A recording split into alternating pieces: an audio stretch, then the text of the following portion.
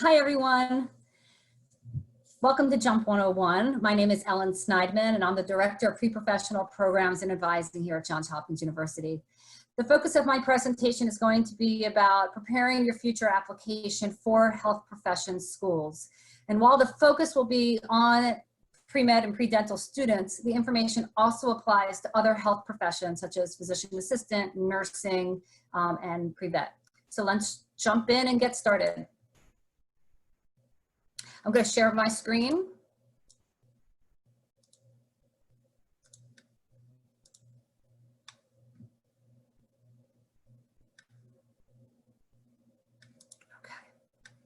Okay.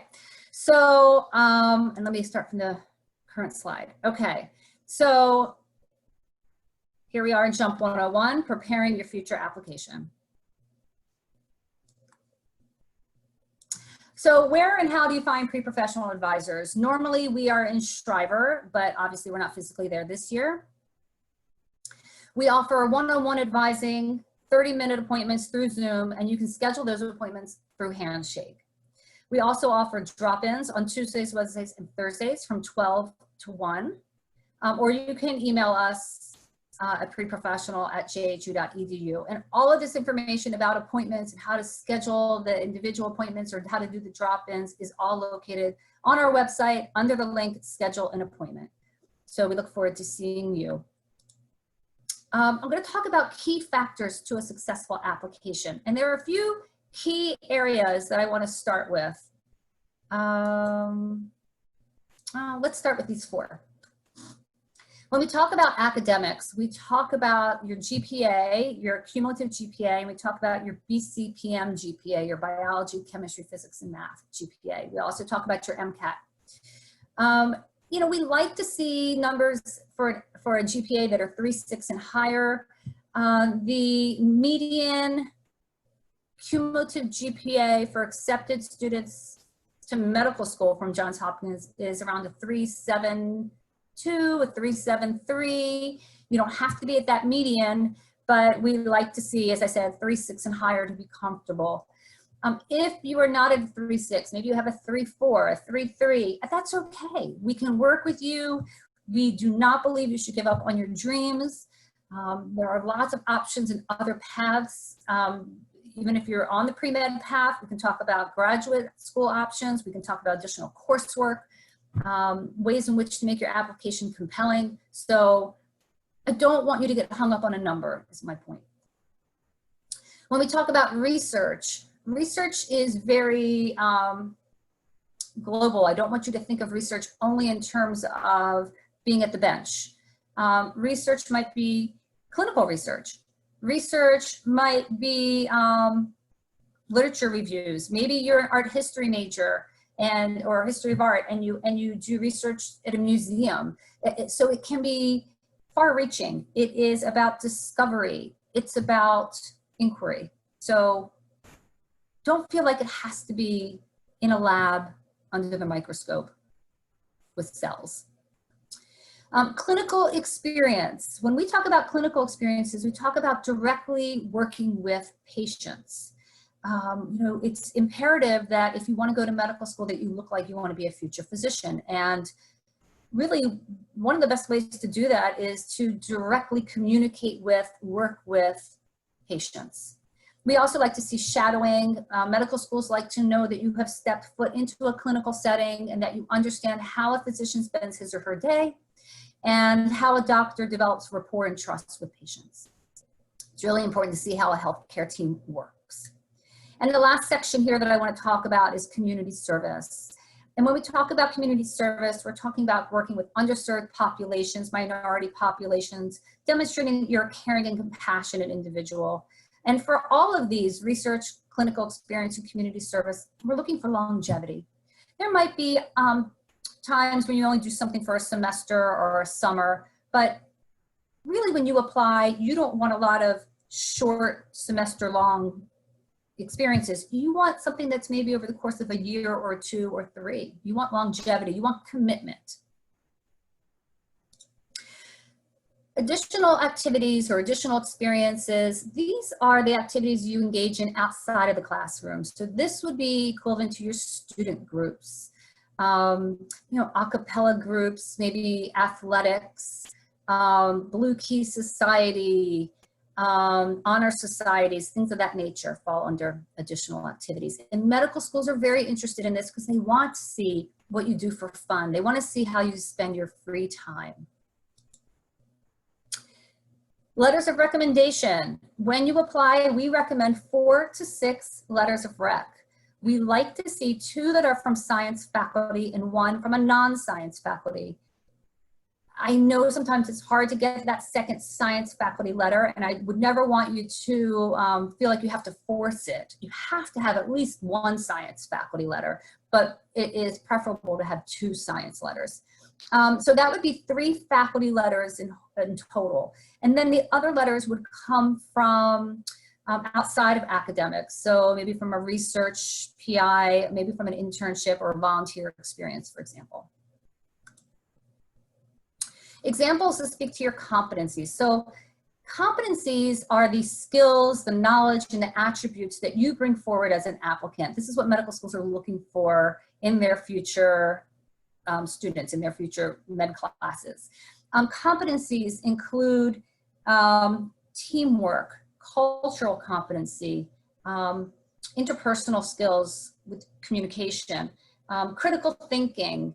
There are actually 15 competencies that are listed through the Association of American Medical Colleges, AAMC.org, and you will hear the term competencies and you will hear us refer to those competencies from time to time. What should I be doing during COVID-19? So I just went through this whole list on the other page, right, about clinical experiences, community service, research, student groups, activities. But here we are in a COVID world. So what do you do?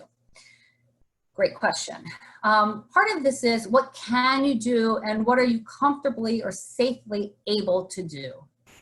We have a number of ideas in different places to share with you. For starters, the Pre-Prof website has FAQs on the homepage, and attached to those FAQs is a COVID-related handout. I forget exactly what it's termed, what it's called. It's something like pre-health ideas during COVID-19 or something like that.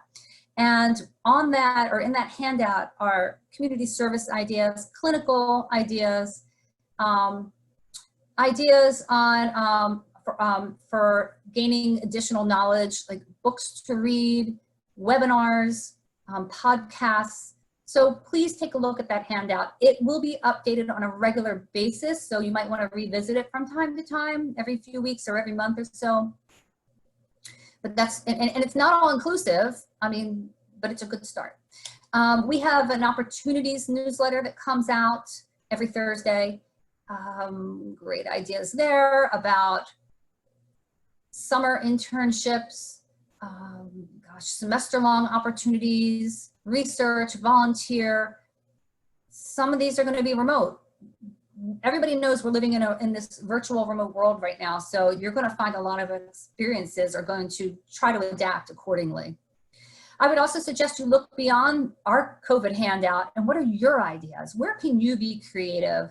This is a time for you to shine, a time for you to be a leader. What ideas do you have? Go for it. Be that leader and try to implement your ideas. The Center for Social Concern has a number of student groups and volunteer opportunities that you can look into. I don't know what is adapting to a virtual world, but I know each organization is really trying to make it work where possible.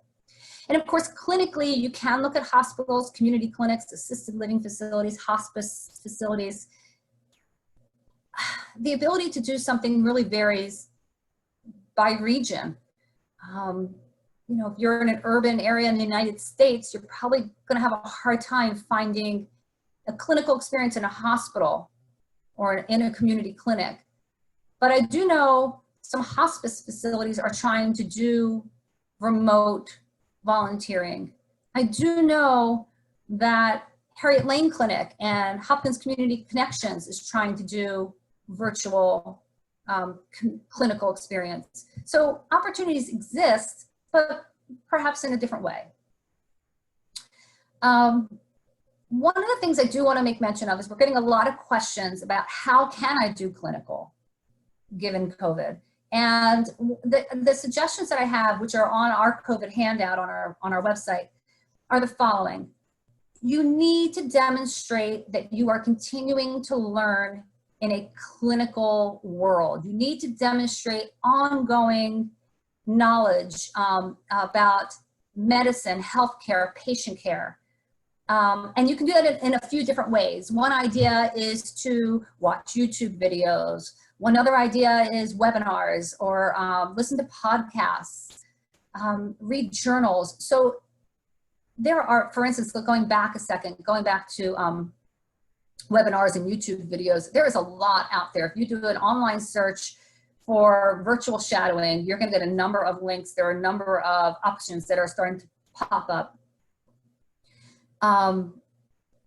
They're not really shadowing, what I would call shadowing in the traditional sense, but they are learning opportunities. They are physicians who are talking about a particular topic or specialty, and I think that they could be really helpful to listen to. So jot down the name of the presentation, who's giving the presentation, and then write a little summary, write a paragraph about what did you learn as a result of that presentation. When the time comes to apply to medical school, you'll have a running list of maybe webinars that you watched or videos that you observed, that you watched online. And I think that would demonstrate ongoing learning, in a clinical world, or on continuing to learn about clinical experiences. I have also been recommending that instead of shadowing physicians, perhaps you can interview physicians. So think about specialties that might be of interest to you and people who maybe you would have preferred to shadow. You can still contact them, but ask, maybe they can take 30 to 45 minutes for a conversation. And you can ask them questions about why did they get into their particular field? What do they like about it? What have they learned over the years and along the way? And then switch the conversation to coronavirus, right? What has changed in their practice in the last 6 months? How has patient care changed for them in the last 6 months? And what do they see for the future of medicine? So I think that would be really interesting to do too. And again, keep track of this stuff. Medical schools will be looking for evidence of clinical experiences. And ideally, you will have direct patient interaction. Ideally, you are in a clinical setting, working directly with patients. Maybe not right now, but either you've already had it or you might be able to get it again in the future. But in the meantime, while we're sort of stuck in limbo, you need to demonstrate continued clinical learning. Okay, let's talk about the application timeline. So this timeline really talks a lot about, well, half about the Johns Hopkins process and also about what we call the external process, the primary applications. So let's start with November. In November of every year, Pre-Professional Advising has a kickoff workshop, like a intro session, information session for applicants. We will send information about that. If you are a junior, senior, or alum, those are the folks who get that information. Sophomores won't get that information this year. Let's see, so we have that kickoff in November. And then also this fall, this time of year is when people start thinking about letters of recommendation. Who do you want to ask? It might be a little early to ask. I mean, you can, but really begin thinking about who are these letters of rec. The 2 science faculty, the 1 non-science faculty, these other research letter, or the research PI, maybe a volunteer letter. Start thinking about who you're going to ask. In early December, Pre-Professional Advising will open a Blackboard site dedicated to applicants. So on that Blackboard site, we will have something called the Health Professions Committee Application, HPCA. That's what that HPCA release means. That is an internal application for us. We use that information to write what's called a committee letter for you. I'm not going to get into all that right now. That's something that we discuss. All these terms and definitions are more of what we discuss in the information session that we're having in November. But just know that those of you who are thinking of applying, that Blackboard site will open in early December, and that HPCA, our application, will be there.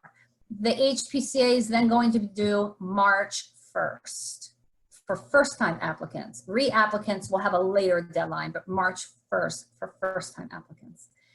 Once you submit your HPCA, it's March 1st or end of February, that's when we suggest switching to writing about your, on your personal statement, to writing of your personal statement. Certainly, if you want to start writing a personal statement earlier, you can. We will have workshops in the spring on how to write personal statements, but we like to suggest, in terms of a timeline, work on the HPCA first. Think about some of the questions we're asking in that HPCA. Take your time, because there is a hard stop deadline to that HPCA.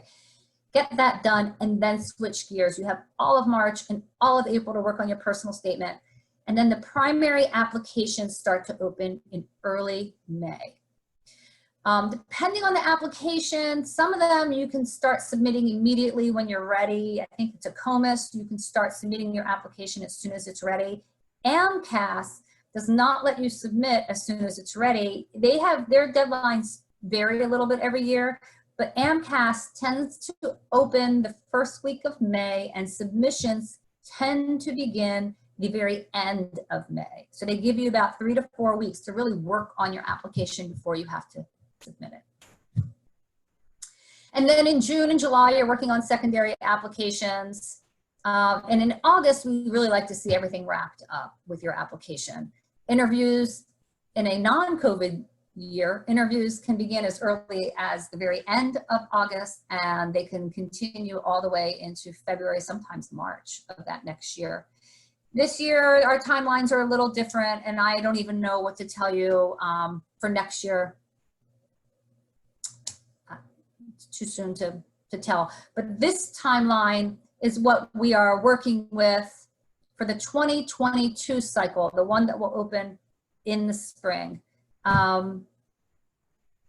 If you have not yet taken an MCAT and you're thinking of applying for 2022, you can see on here that either you should be prepping now for a January test, or you're going to start prepping in January for a spring test. But we'd like to see that MCAT taken in April of any application year, no later than April. You want to have an MCAT score when you apply.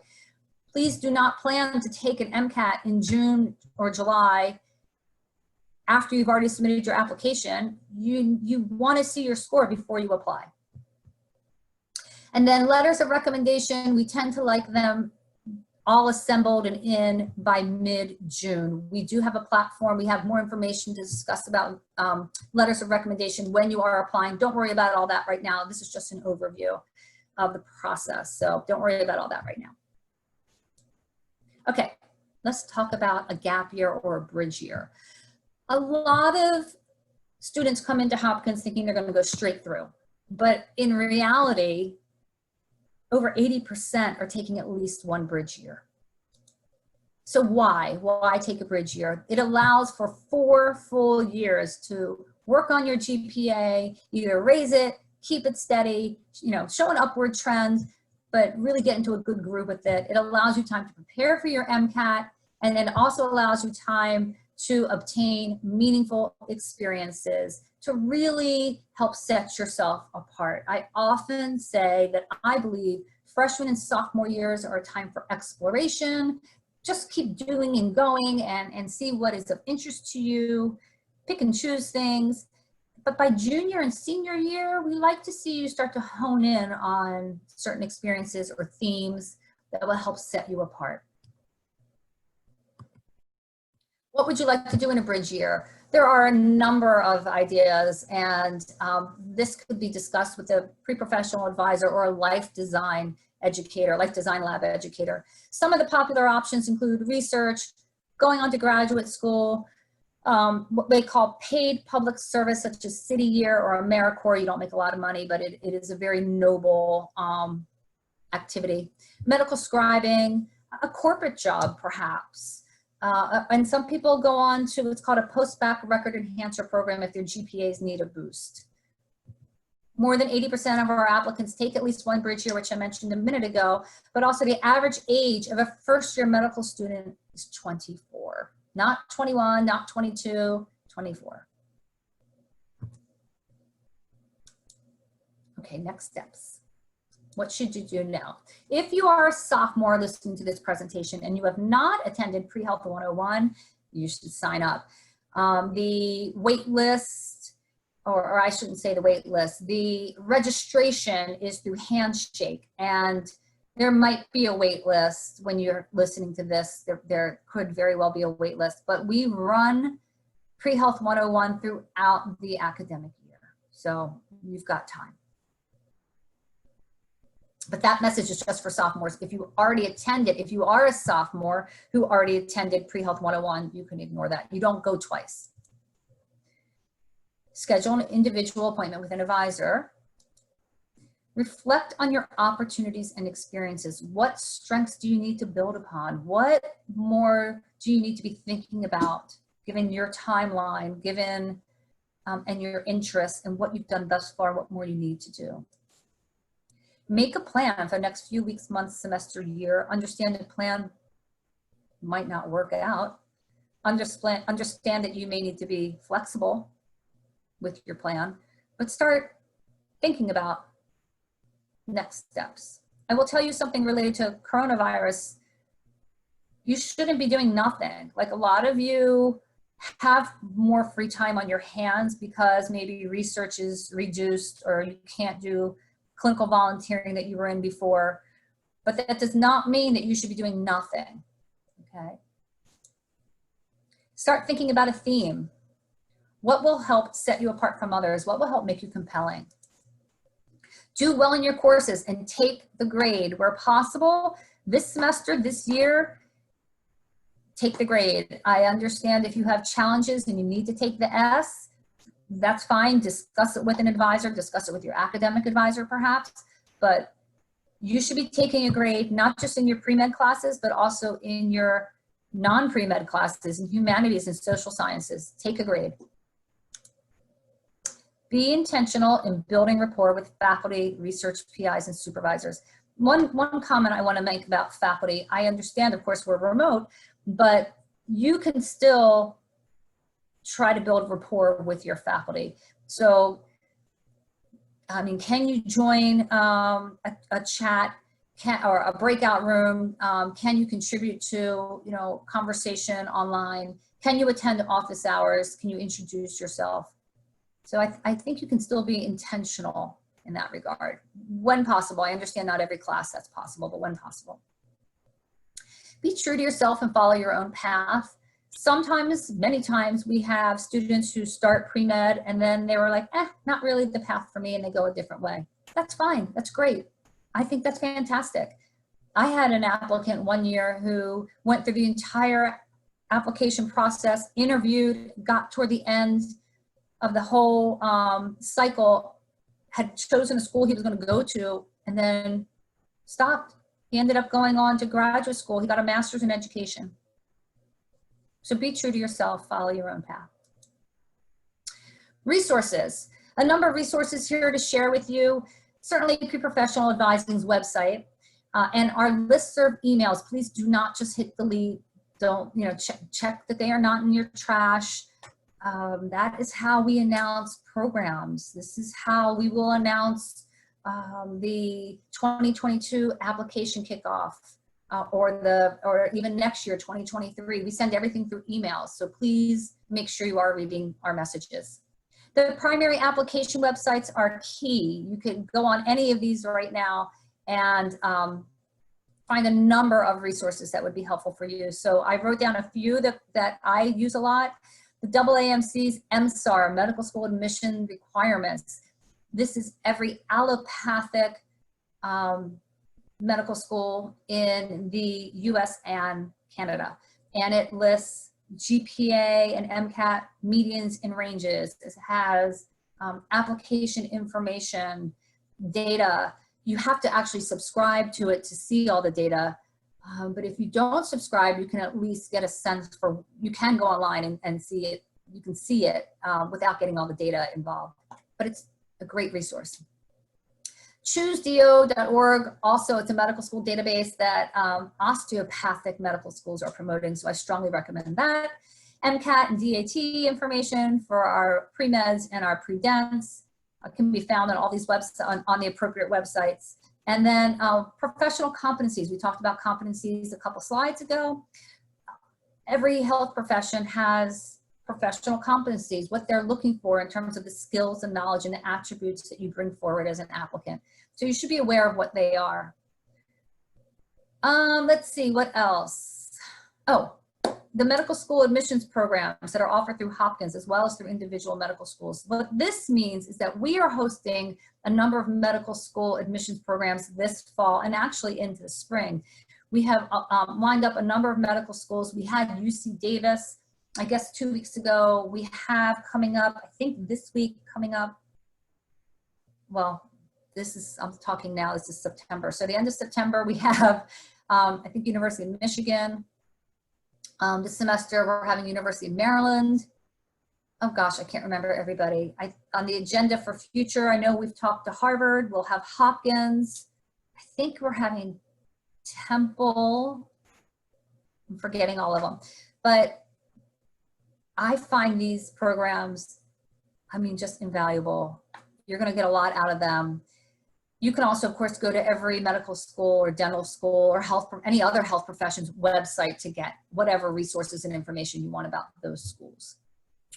So, I mean, the resources are really endless. I'm sure you can even come up with more that I haven't added here because this is just a brief list.